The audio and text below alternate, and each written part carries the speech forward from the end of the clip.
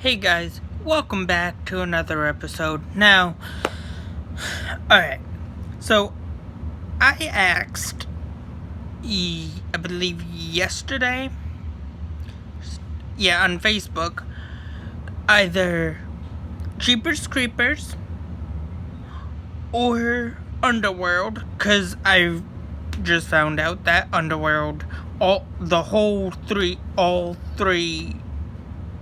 Underworld movies are going to be taking off of Netflix. It's come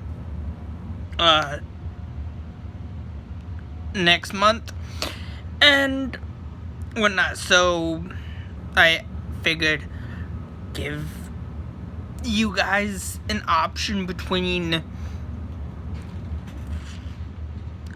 Jeepers Creepers 1 and 2 or the Underworld trilogy. And only one person commented. Only one person commented. So I'm gonna do this for them. So yeah. Anyways.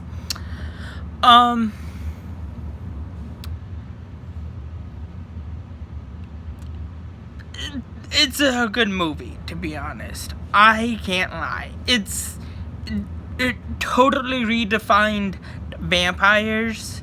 Like, yes, Blade redefined Marvel back in the 90s, but when there was so many vampires, like the vampire genre was like everywhere, from like the 80s to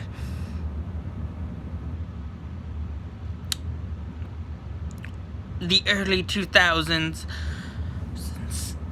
It was lackluster. It was like vampire this. And yes, say what you will about vampires and werewolves and everything else, but it was really good. Like, I did a little thing of this movie, part 1, Underworld, is 17 years old. 17 years old. And the action still holds up, which is surprising because, like, not old movies from back then. Because, let's face it, I was 7 going on, I was about 7 going on 8 at the time when Underworld first came out, which was like 17 years ago. Here we are in 2020, and I don't think I've ever done the whole Underworld trilogy. I think I've done Blade, the Blade trilogy. I think I've done the Jeepers Creepers trilogy, which I love, by the way. But Underworld is a interesting movie. It's much more than just vampires and werewolves going at it. It redefines monsters. It redefined, in my opinion, it redefined monsters. It redefined vampires. It redefined what we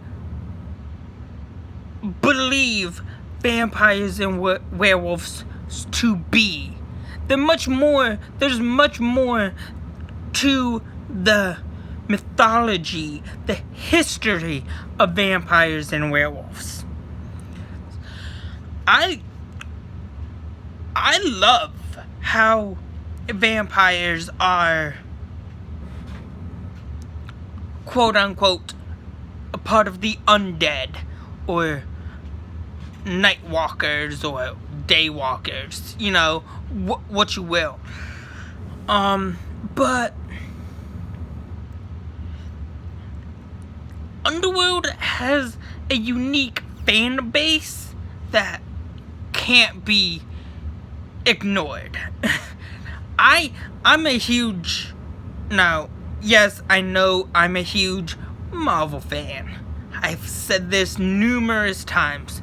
I love Fox. I love Sony. I love what Sony has done with Blade. I love what some people say Ghost Rider is most likely the horrible freaking Hulk.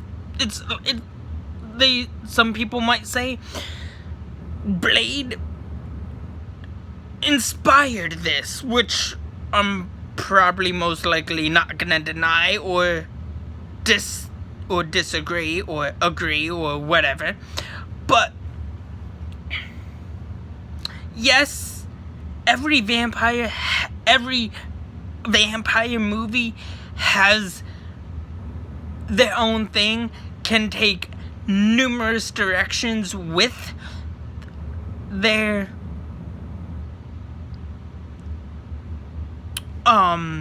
parts, or their moving elements, or the moving elements that makes a movie great and good and holds up even till today. And that's what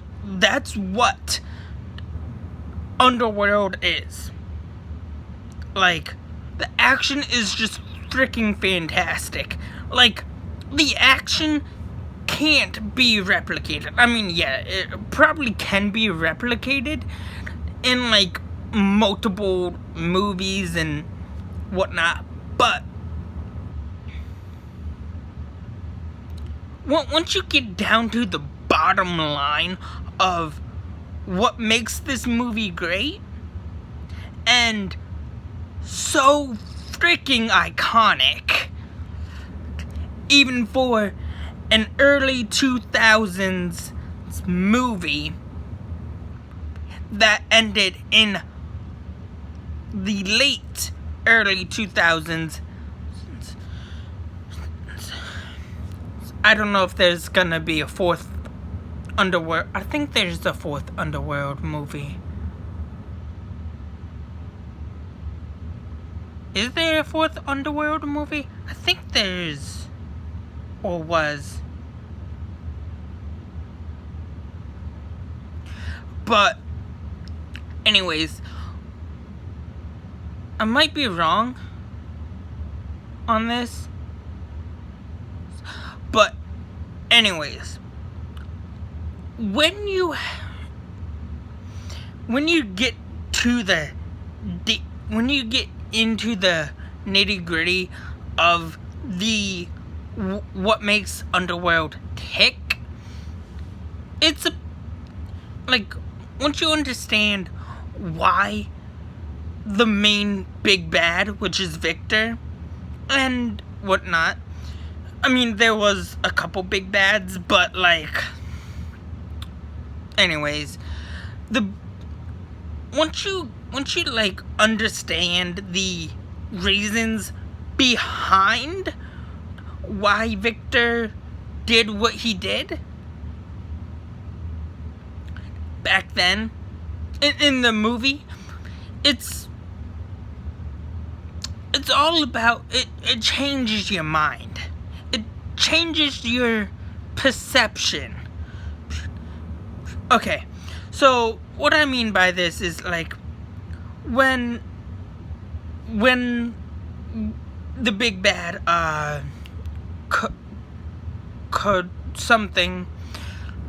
the new head honcho, or the head honcho of the vampires, or the vampire coven, as you will, it says,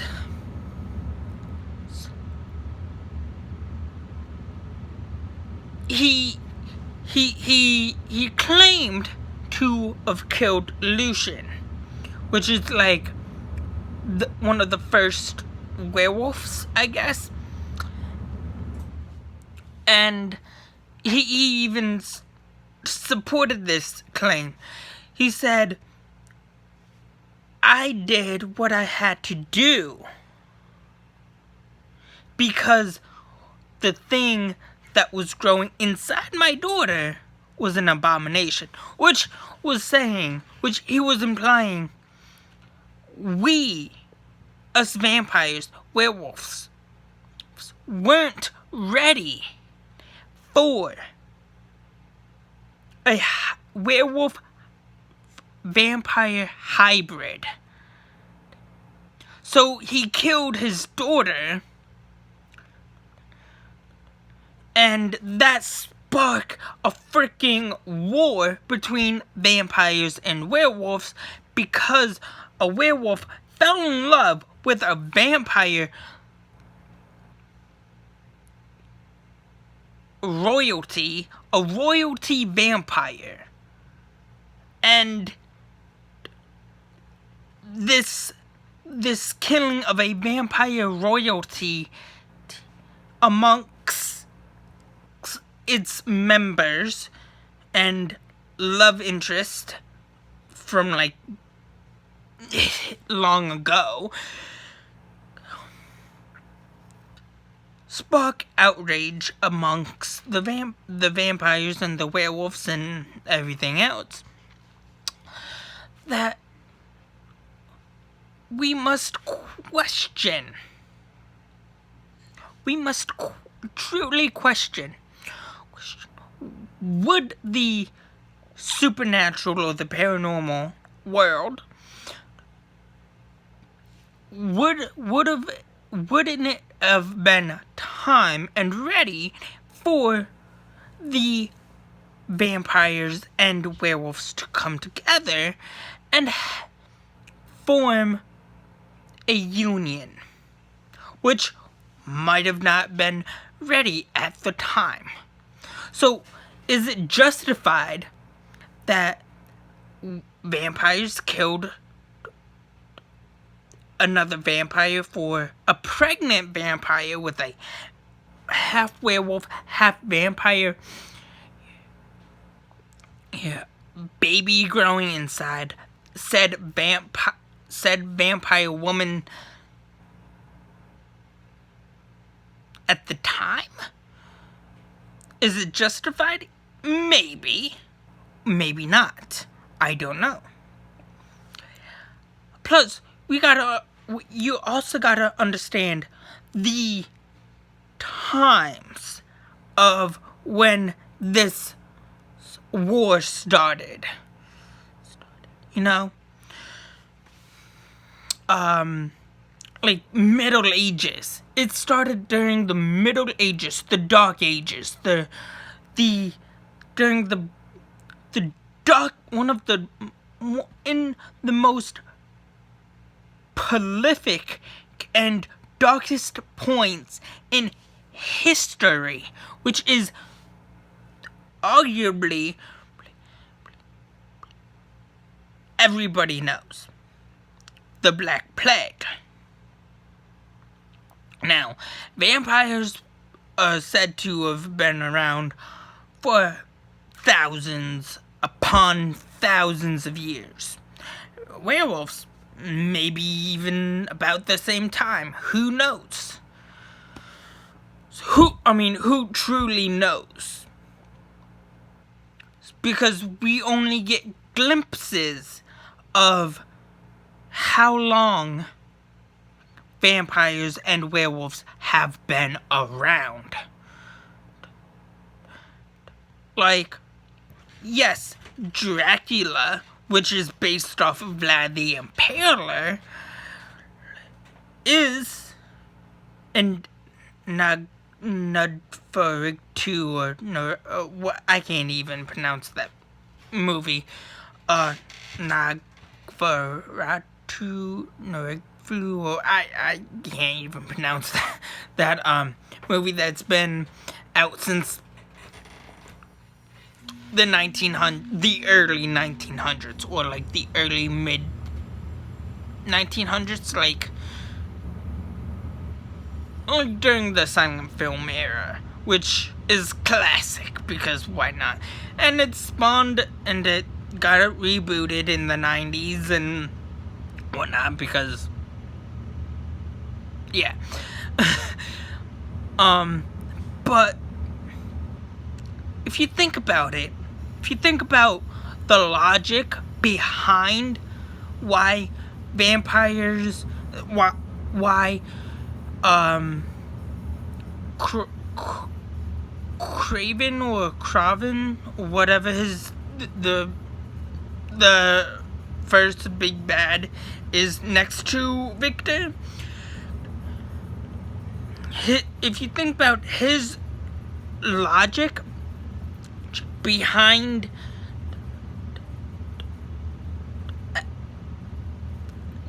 making a deal with the Likings, aka the werewolves, which are mutants, or okay, let's be real. They are mutants, okay? They're monsters, they're mutants. They're metas, or whatever. Now, if you think about his reasons for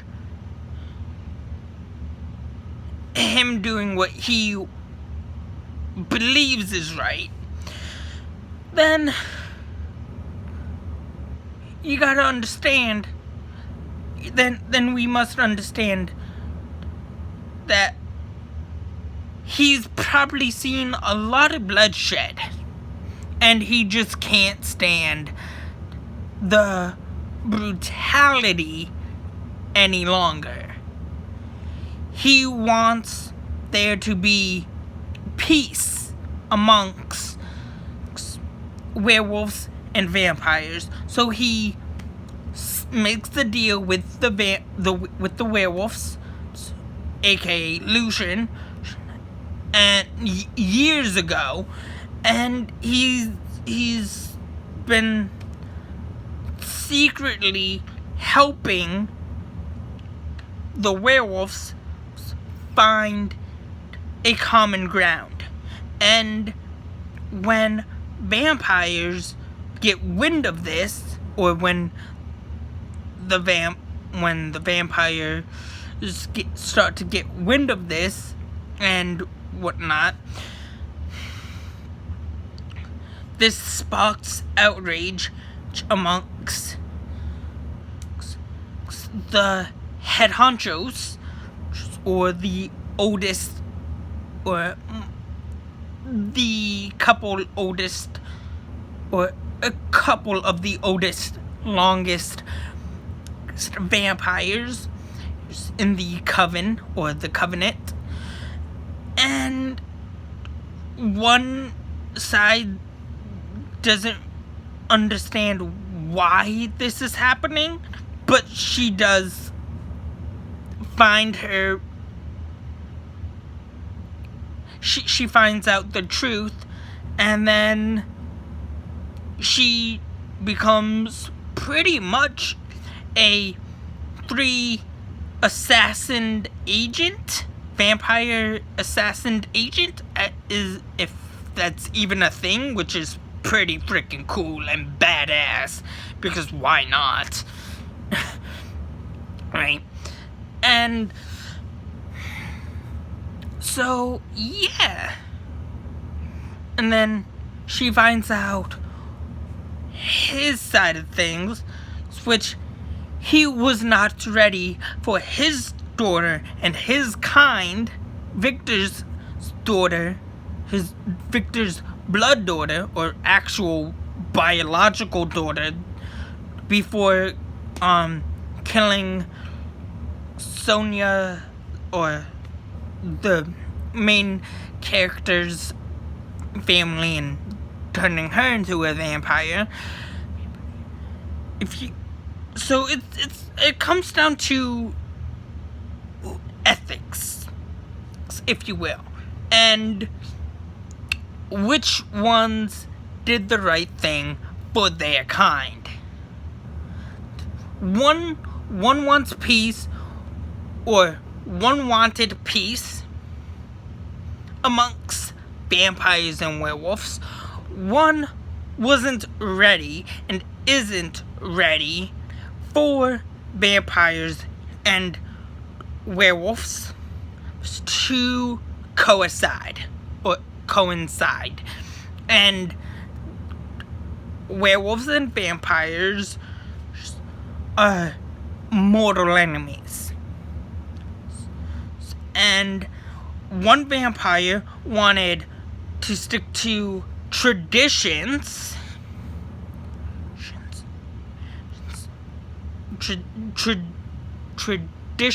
of vampires and werewolves being mortal enemies. One wanted peace amongst werewolves and vampires, and the other is caught stuck in the middle between humanity,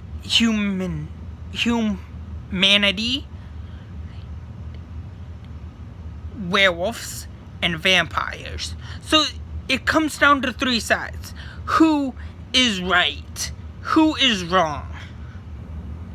One wants peace, the other wants the old way of life, the old way of vampires and werewolves, to have this common battle that is and isn't good for both sides. So, who truly wins in this scenario? I'll tell you, nobody. Not the werewolves, not the vampires, but both do win.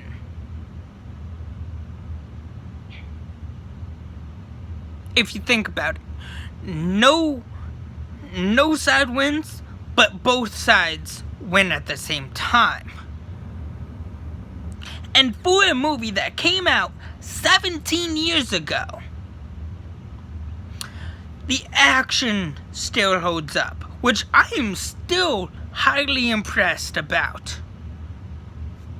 Which is shocking, because most movies from back then don't really hold up as well as like Sam Raimi's Spider-Man trilogy, Ghostbusters, or like if you look at like any old movie that has to do with vampires, werewolves, ghosts, whatnot. In some cases they still hold up, and in other cases they don't. But in this case,